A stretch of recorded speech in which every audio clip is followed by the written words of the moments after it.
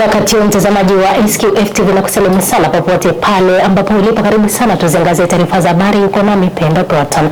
Waziri wa Viwanda na Biashara Mheshimiwa Judith Kapinga amesema serikali inaendelea kuweka mazingira wezeshi ya uwekezaji kwa kuboresha miundombinu, sera na mifumo ya biashara ili kukuza sekta ya viwanda nchini.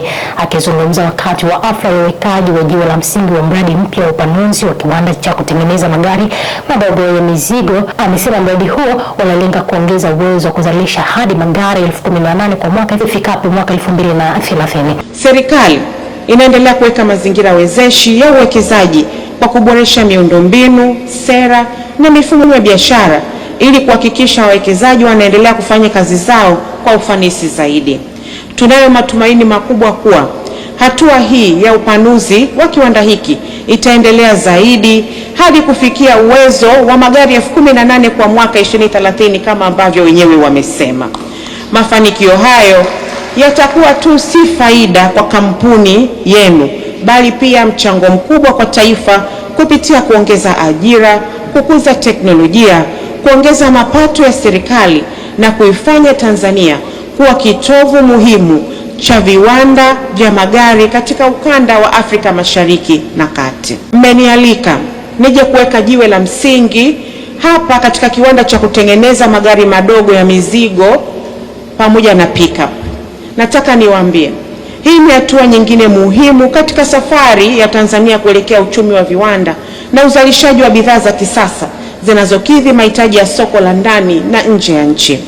Mradi huu mpya unaotarajia kuongeza uwezo wa uzalishaji wa magari nchini, kuongeza ajira kwa vijana wetu, kukuza ujuzi wa teknolojia ya magari pamoja na kupunguza utegemezi wa kuagiza magari kutoka nje ya nchi. Vile vile ni swala muhimu sana kwa sababu ndani ya miaka 25 ijayo Tanzania tumesema tunataka uchumi wa viwanda ulioshindani, na kwa kweli wenzetu wa Saturn Corporation wanaishi ndoto hii ya Mheshimiwa Rais na serikali yake ya awamu ya 6. Kwa mara nyingine tena tuwapigie makofi mengi sana. Katika kipindi hiki cha miaka miwili ambacho kiwanda hiki kimekuwepo hapa, kimechangia ajira. Wametuambia hapa walianza na ajira 155 na leo wana wafanyakazi 360 ambao wote ni wa Tanzania. Lakini vile vile wanachangia kwenye ajira zisizo za moja kwa moja 2,500 ambazo zimepatikana kupitia shughuli mbalimbali zinazohusiana na kiwanda hiki. Huu ni mchango mkubwa katika jitihada za serikali za kuwawezesha wananchi kiuchumi na kuboresha maisha yao. Tuwapongeze sana sana kwa sababu tunajua pamoja na kwamba ajira hizi zipo, lakini mnawaongezea ujuzi vijana wetu, na tumeona kabisa kwamba efficiency is by numbers jamani. Kwa hiyo ukiona walikuwa wanaunganisha magari 10, leo wanaunganisha magari 30, tunaamini mtaendelea kuwekeza zaidi katika ujuzi wao ili muongezea ufanisi, kwa sababu kuongezea ufanisi ndio kuongeza ufanisi wa kiwanda hiki. Kwa hiyo tunawashukuru sana, sio tu kwenye kuajiri bali kwenye kuongeza ufanisi wa vijana wetu wakiwa kazini. Jeshi la polisi mkoani Mwanza limefanikiwa kukamata watu wawili kwa tuhuma za kujihusisha na kilimo cha zao lililopigwa marufuku la bangi kwenye shamba lenye ukubwa wa zaidi ya ekari 10 pamoja na kukutwa na shehena za dawa hizo zikiwa tayari zimefungashwa kwa ajili ya kusafirishwa kwenda maeneo mbalimbali nchini. Akitoa ufafanuzi wa mafanikio hayo, kamanda polisi mkoani Mwanza, kamishna wa polisi DCP Wilbrod Mutafungwa amesema kuwa operesheni hiyo ni mwendelezo wa mikakati thabiti endelevu wa jeshi la polisi katika kudhibiti na kutokomeza kilimo mtandao wa usafirishaji pamoja na biashara haramu ya dawa za kulevya. Tumeanza kulima bangi tangu mwaka mmoja, mwaka jana nilima nikang'oa. Mwaka jana nilima udogo tu nikang'oa. Kwa nini ning'oa sasa? Nilisikia kwamba yanasaka sana nikang'oa. Sasa mbona umerudia kulima tena? Sikujua kama tena utakamatwa hapa. Unajua utakamata. Okay. Unauza shilingi ngapi ama mazao yako? Kale kama mfuko kadogo 80. Sasa mzee, usifanye biashara hii, sawa? Kama haya ni makosa, sawa? Sitarudia afande. Ndio namba serikali inisamehe. Haya, wamekusikia. Leo majira ya mchana tumeweza kubaini kuwepo kwa shamba kubwa ambalo imestawisha bangi. Taarifa yenyewe kwa ufupi kuhusiana na tukio hilo ni kwamba katika kijiji hiki kinaitwa Busekeseke. Kijiji cha Busekeseke kiko katika kata ya Karebezo, tarafa ya Buchosa katika wilaya ya Sengerema. Kuna mwananchi mmoja ambaye anaitwa Mdumuka Kabika, jina maarufu Ziliona Tibakula, ana umri wa miaka 60 na anaishi katika kitongoji cha Nyerere Road. Bwana huyu ambaye anakaa huku, yeye na familia yake, ana shamba kubwa lenye ukubwa wa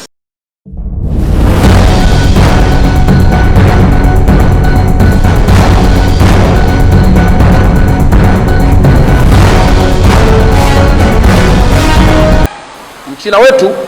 Jambo ambalo amefanyiwa ni baya, na katika hali ya kawaida wapo watu ambao wanaweza kalaumu hata jeshi la polisi, mlikuwa wapi? Hapana ndugu zangu, kuna limits. Wewe ukilala ndani, jeshi la polisi waweza kuanza kuingia chumbani kuangalia unalalaje? Hapana, watakuwa nje kufanya doria na kila kitu. Kwa hiyo nitoe rai kwa wawekezaji wote ndani ya taifa letu, wanapotaka kutumia walinzi, watumie walinzi wa makampuni yenye anwani maalum.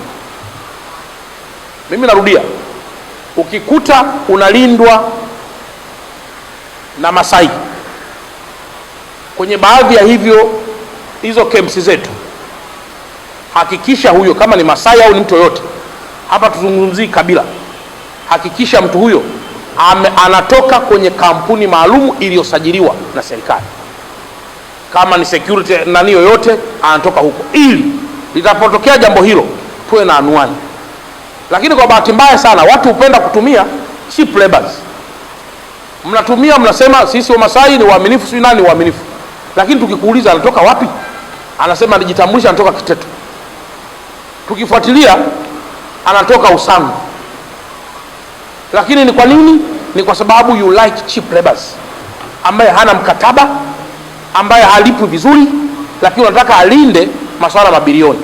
Kwa hiyo naomba nitoe rai kwa wote ambao wanataka kufanya ulinzi kwenye maeneo yetu, tutumie walinzi ambao wanatoka kwenye makampuni yaliyosajiliwa na serikali na yenye anwani maalum.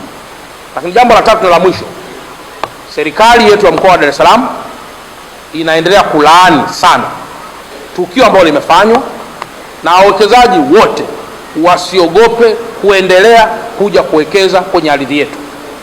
Tutaendelea kutoa ushirikiano mkubwa sana mahali popote linapotokea jambo ovu na baya namna hiyo dhidi ya wawekezaji, ili kuweza kuendelea kuleta amani na upendo wa wawekezaji wetu ndani ya taifa letu.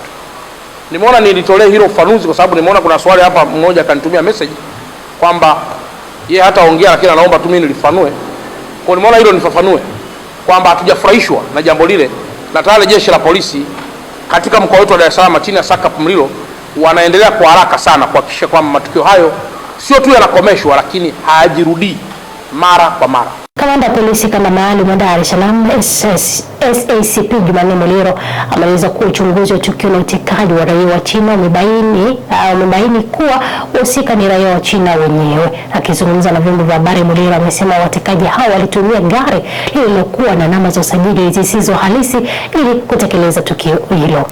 Tarehe 14 mwezi Mei mwaka huu wa 2026 majira ya saa 4:30 usiku, polisi walipokea taarifa kuwa katika majengo pacha ya PSSF ambayo yapo hapa mtaa wa Mission karibu na stesheni ya zamani ya reli hapa jijini Dar es Salaam, watu wawili, taarifa ile ilituambia kwamba watu wawili wenye asili ya Kichina, yani Wei Chen mwenye umri wa miaka 64, huyu ni mfanyabiashara raia wa China, na mwenzake ambaye alifahamika baadaye kwa jina la Lang Zhou mwenye umri wa miaka 44, naye ni mfanyabiashara raia wa China. Ilidaiwa walivamiwa na kutekwa na kundi la wahalifu waliodaiwa kuwa 7 na kupelekwa maeneo ambayo kwa wakati huo hayakujulikana. Polisi kwa kushirikiana na kamisheni ambazo zipo ndani ya jeshi la polisi za uchunguzi zilifuatilia jambo hilo na baadaye ikafanikiwa kupata namba za magari ambayo yalidaiwa kutumika katika tukio hilo. Gari mojawapo ambalo lilikamatwa kabla ya wahanga hao kupatikana, baadaye lilikutwa likiwa na namba T305 DRP aina ya Toyota Alphard, ambazo katika ufuatiliaji ilibainika kwamba hizo sio namba zake halisi. Na gari lingine ambalo lilikamatwa baadaye lilikuwa na namba za usajili namba T188 DHT aina ya Toyota Harrier. Watuhumiwa hao ambao walidaiwa kufanya tukio hilo kabla hawajakamatwa walikuwa wakitoa vitisho kwa ndugu za raia hao wa Kichina kuwa wapewe kwa njia ambazo wangewaelekeza wao. Watuhumiwa hao walikuwa wakidai kwa ndugu za watu waliodaiwa kutekwa wapewe kwa njia ambazo wangewaelekeza wao dola za Kimarekani milioni 20 ili waweze kuachiwa. Upelelezi wa jeshi la polisi uliendelea na hatua ya kwanza ukafanikiwa kuwaokoa wahanga. Mwanasheria mkuu wa Chadema Daktari Ruby Meleza Inshallah ameeleza mwenendo wa kesi ya mwenyekiti wa Chama cha Demokrasia na Maendeleo Chadema Tundu Lissu ya kusikiliza maombi ya kuunganishwa kwake katika kesi inayohusu mgawanyo wa mali za chama hicho. Ya mwezi wa 5 mwaka 2026, kesi ya mwenyekiti wa Chama cha Demokrasia na Maendeleo dhidi ya Said Isa Mohamed na wenzake wawili pamoja na bodi ya wadhamini wa Chama cha Demokrasia na Maendeleo pamoja na katibu mkuu wa Chama cha Demokrasia na Maendeleo iliitwa mbele ya Jaji Ngunyale. Haya ikiwa ni maombi ya mwenyekiti wa Chama cha Demokrasia na Maendeleo katika wadhifa wake kuweza kujiunga katika kesi ya msingi namba 8323 ya mwaka 2025, ambapo Said Isa Mohamed na wenzake wawili wanadai kwamba kuna na mambo ambayo sio mazuri katika chama chetu kuhusiana na swala la mgawanyo wa mali na vile vile kwamba wanakosa haki zao za kushiriki katika siasa kupitia Chama cha Demokrasia na Maendeleo. Sasa kesi hii ilikuwa imekuja kwa ajili ya kutajwa ni kwamba baada ya kupata wito wa mahakama kwamba kesi imepangwa leo. Kwa hiyo sisi tumekuja na mwenyekiti amekuja baada kwamba alichelewa. Kesi ilipangwa saa 3 kasorobo, lakini nadhani tumeanza kama 3:30 au 3:45. Sasa ni jaji baada amekuja, jaji ameweza kutusikiliza kwa ufupi kwamba leo kesi imetajwa na ametoa maelekezo kwa upande wa sisi ambao tunajibu maombi kwamba tujibu ndani ya siku 7, kwamba tupeleke vile viapo kinzani kwenye maombi yale ya mwenyekiti kwa muda wa siku 7 kuanzia leo mpaka tarehe 1, kwa sababu kesi itasikilizwa tarehe 2 ya mwezi wa 6 mwaka 2026 katika mnamo saa 3 asubuhi. Lakini leo umeweza kuona kwamba wanachama wengi walikuwa na mwitikio mkubwa sana wa wanachama kuja kuhudhuria kesi, lakini wamezuiwa kuingia mahakamani na mwenyekiti mbele ya jaji Jaji Ngunyale ameweka wazi kabisa kwamba hii kesi na maslahi ya umma. Kwa hiyo siku inapokuja tarehe 2 ya mwezi wa 6, basi kesi hii isikilizwe katika mahakama ya wazi ambayo itatoa nafasi kwa pande zote kuweza kusikilizwa. Jaji alipotuuliza kama sisi wadau wengine tulikuwa tuna chochote cha kusema, tukasema hatupingi hoja hiyo. jaji akasema atatoa maelekezo tarehe hiyo. Lakini kingine ni kwamba kesi ile ya msingi ilikuwa ambayo imerudishwa kutoka mahakama ya rufaa kurudishwa mahakama kuu, inatolewa uamuzi wake tarehe 28 ya mwezi huu wa tano. Itatolewa maamuzi yake siku hiyo tarehe 26 ya 28. Basi tutategemea kwamba kesi hii itaendelea, itategemea nini kitakachoamuliwa tarehe 28 ya mwezi huu wa 5 2026. Kwa hiyo mambo baada ya hapo, lakini tunasema tutavuka mtu tukifikia.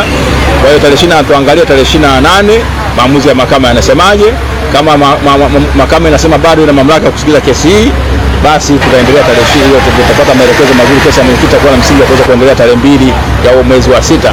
La kama kesi ya msingi haina nguvu, basi hata ile kesi ya mwenyekiti na yenyewe itaporomoka kwa namna hiyo. Lakini haya yote yasubiri tarehe hizo, na ndio tutaweza kujua nini ambacho kitaamuliwa na mahakama. Asanteni sana. Mtazamaji, taarifa hiyo ndio tamati ya SQF habari kwa siku leo. Kwa niaba ya timu nzima ulikuwa nayo Pela Gota, nikutakia siku iliyokuwa njema.